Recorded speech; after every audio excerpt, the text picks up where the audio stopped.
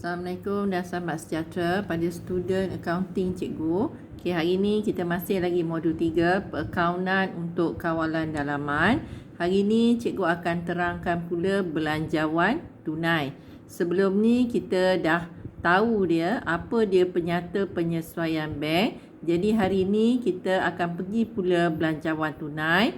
Jadi pelajar boleh rujuk muka surat 31 Galus SPM Saspadi ya. Mana yang ada ya, mana yang tak ada boleh lihat video cikgu sepenuhnya. Okey, kita pergi ke belanjawan tunai. Apa dia belanjawan tunai? Okey. Baik, belanjawan tunai ni merupakan penyata yang merekodkan anggaran penerimaan dan anggaran pembayaran tunai perniagaan secara sistematik bagi suatu tempoh tertentu seperti sebulan, suku tahun, setengah tahun dan setahun. Belanjawan. Jadi kita setiap tahun kita lihat ya, negara kita buat belanjawan. Belanjawan ni ialah bermakna benda ini baru anggaran, belum berlaku lagi. Bermakna penerimaan dan pembayaran yang sebenar belum berlaku. Kita baru buat anggaran. Dan anggaran ni ialah kita buat mungkin untuk tempoh sebulan. Ya, anggaran untuk bulan hadapan kita dah buat pada bulan ni. Suku tahun 3 bulan hadapan. Anggaran untuk 3 bulan yang akan datang kita dah buat.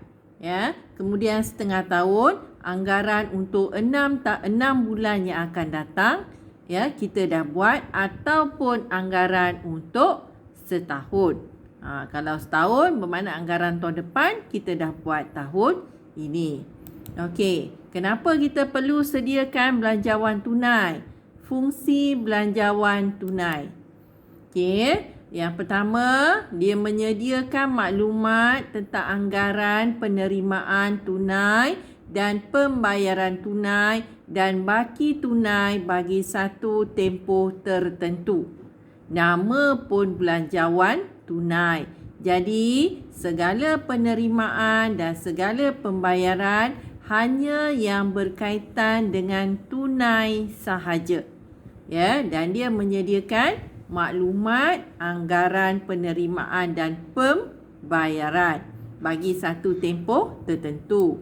Ya, yang kedua, fungsi belanjawan tunai, dia membantu perniagaan merancang pendapatan dan perbelanjaan. Kita boleh rancang ya, sebab kita dah boleh tahu, kita anggar ya untuk 3 bulan yang akan datang berapakah ya penerimaan kita. Untuk 3 bulan yang akan datang berapakah perbelanjaan kita.